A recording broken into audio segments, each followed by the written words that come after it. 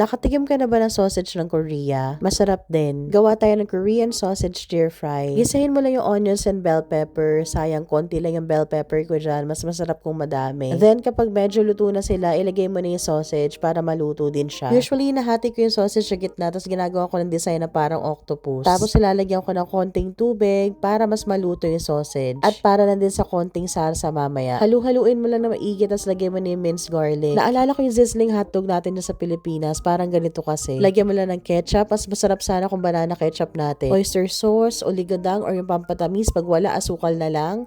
Then, gochujang or chili paste. Then, lagyan mo ng green onions. Yan yung green onions na nilagay ko sa freezer. Then, lagyan mo ng sesame oil and sesame seeds.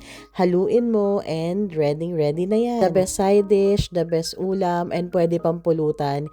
Kaya ikaw, kung gusto mo makatikim ng sausage ng Korea, punta ka na sa Korean Mart. For sure, meron sila dyan. Para matikman mo na din yung sausage ng Korean, ay ng Korea pala.